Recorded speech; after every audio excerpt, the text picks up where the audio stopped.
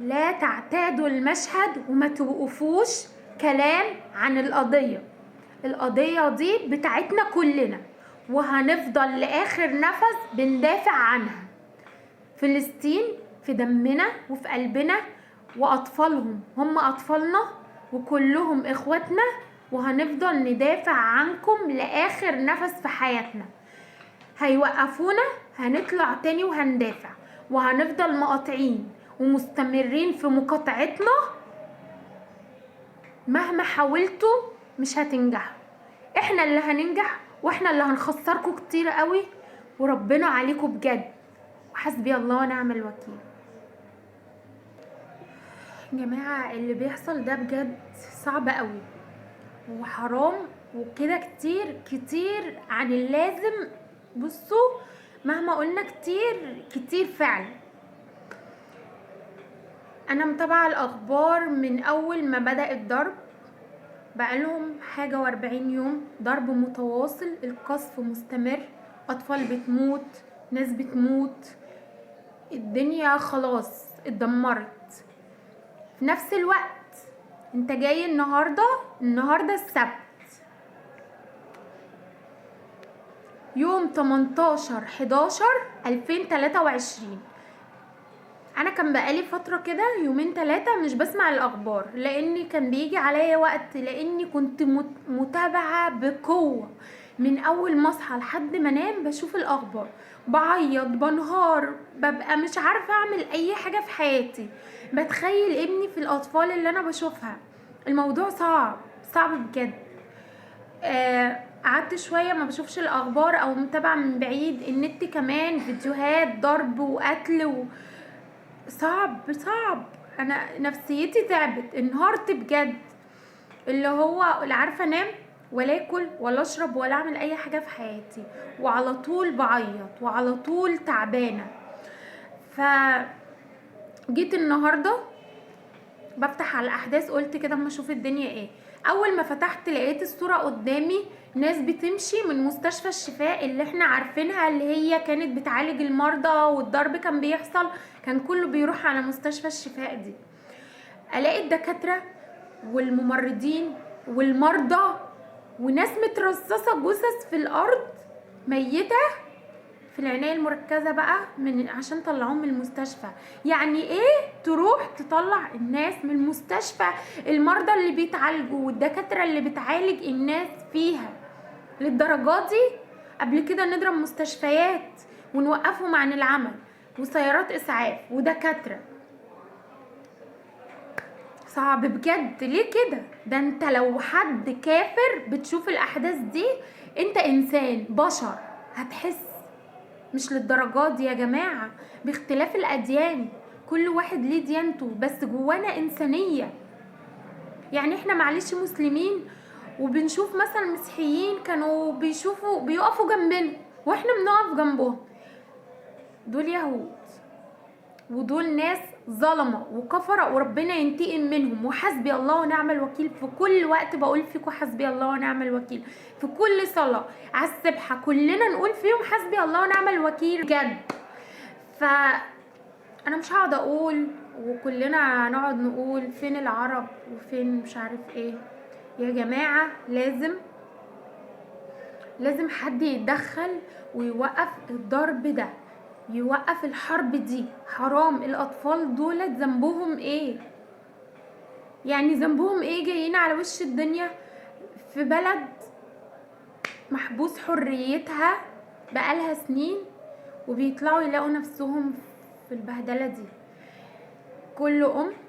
كل طفل بيبقى داخل ينام، احنا بنشوفهم طبعا كلهم طالعين بلبسهم وبحجابهم، وطالعين حتى لو ميتين بيبقوا مستورين، ربنا ساترهم في الدنيا وفي الاخرة. بيبقوا خلاص داخلين يناموا، هم عارفين ان هم مش هيصحوا تاني.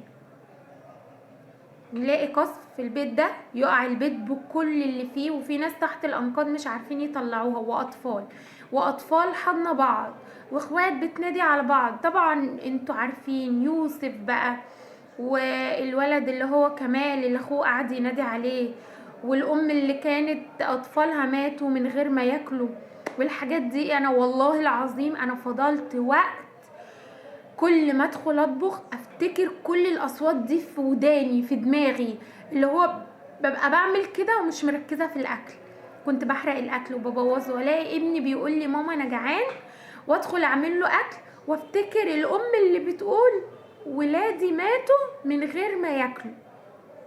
صعب والله يا جماعه، الموضوع صعب. انا فاكره من وانا لسه صغيره كده، كنت في الابتدائي، كنت في مرسى مطروح، فكانت المدرسه بتاعتي كنت فاكراها مدرسه العبور الابتدائيه. كنا بنطلع واحنا اطفال صغيره، كانت فلسطين بتتضرب، وكنا بنطلع نعمل مظاهرات عن فلسطين ونندد باللي بيحصل في فلسطين ونعمل ونتكلم باسامي التانيين دول، يعني ان هم يوقفوا الحرب والضرب والحاجات دي، وايام الشهيد محمد الدرة والكلام ده كان في التسعينات. فعمري ما انسى الفترات دي بجد. يعني انا من وانا صغيرة عارفة فلسطين، كنت عارفة الرئيس اللي هو ياسر عرفات، كنت بحب البلد دي جدا، كنت بحب علم فلسطين وعارفاه، اللبس بتاع فلسطين، البتاع دي بصوا احنا هنقول ان ده شبه شوية بتاع فلسطين، الحاجات دي كنا بنحب نجيبها. يعني في يوم انا عندي شال كنت عملت بيه فيديو، والله بابا كان جايبهولي بالصدفة، كنت لسه والدة، كان جايب واحد وكنت بحطه عليا وبيدفيني في الشتاء وانا والدة، فجاب لي واحد، فرحت جدا، اللي هو ايه ده فلسطين، يعني اول حاجه بنشوفها بنقول ففلسطين دي اهلنا وقضيتنا وفي دمنا من واحنا اطفال صغيره. ده الجيل اللي هو بتاعنا جيل التسعينات واللي قبل مننا، اللي هو حضر فلسطين من زمان قوي، والفتره دي اطفالنا اتربوا على علم فلسطين وفلسطين شكلها ايه، وبقى يعرف الاماكن اللي في فلسطين اللي بتتضرب، غزة وجباليا و... والضفة، وبقينا بنعرف اسامي اماكنهم. اطفالنا الصغيرين بقوا بيرسموا علم فلسطين، بقوا عارفين العلم لونه ايه.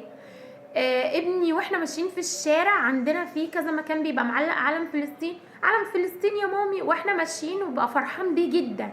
ويوم في الحضانه ما خلوه يلون علم فلسطين كان فرحان جدا، وجي قال انا لونت علم فلسطين. فاحنا بقينا نزرع جوه اطفالنا، بقوا الاطفال بيقعدوا يدعوا لفلسطين، اطفال صغيره. ادعوا الدعاء بيغير القدر، ما تيأسوش، صلوا، قولوا حسبي الله ونعم الوكيل. ما تنسوش القضية، لا تعتادوا المشهد، وانشروا عن القضية مرة واثنين وثلاثة وعشرة، بيوقفوكوا انشروا، كملوا، القضية دي بتاعتنا كلنا، فلسطين هتفضل في قلبنا وفي دمنا، والاطفال اللي بيموتوا دول اطفالنا. فكده كتير بجد يا جماعه، الموضوع صعب قوي، يا ريت حد يتدخل ويحل الازمه دي، عشان كده الموضوع خرج عن السيطره بكتير قوي بجد. احنا بنقاطع ومستمرين في مقاطعتنا، كل المنتجات بندور لها على بدايل، سواء احسن سواء اوحش، بس مش هنجيب منتجاتكو تاني، ومنتجاتكو عليها 100 خط احمر كده، ممنوع نقرب منها. احنا اطفالنا بقوا عارفين ايه اللي معانا وايه اللي مش، هندخل عند مكان بنقول ده تبعنا وده مش تبعنا. ابني الصغير اللي عنده 6 سنين دلوقتي بقى عارف ايه اللي تبعنا وايه اللي مش تبعنا، وبنشجع منتجات بلدنا. انا وقفت الشامبوهات بتاعتي لحد دلوقتي، دايخه على شامبو مش لاقياه، بس هدور وهجيب شامبو بديل ومش هستخدم منتجاتكم. انا كنت ماشيه فتره على منتجات الفيف بتاعت لوريال وحاجات كتير من تبعهم، ما كنتش كل ده لو كنت اعرف ان هو تبعكم انا عمري ما كنت جبته. وكلنا ومستمرين ومع غزة ومع فلسطين لآخر نفس فينا. لا تعتادوا المشهد وما توقفوش كلام عن القضية دي بتاعتنا كلنا، وهنفضل لآخر نفس بندافع عنها. فلسطين في دمنا وفي قلبنا، وأطفالهم هم أطفالنا، وكلهم إخواتنا، وهنفضل ندافع عنكم لاخر نفس في حياتنا. هيوقفونا هنطلع تاني وهندافع، وهنفضل مقاطعين ومستمرين في مقاطعتنا. مهما حاولتوا مش هتنجحوا، احنا اللي هننجح، واحنا اللي هنخسركم كتير قوي، وربنا عليكم بجد. حسبي الله ونعم الوكيل. ادعموا القضية الفلسطينية، خلوها قضيتكم. اوعوا تعتدوا المشهد يا جماعة، اوعوا تخلوهم يضحكوا علينا، اوعوا تبطلوا وتقولوا زهقنا وتعبنا.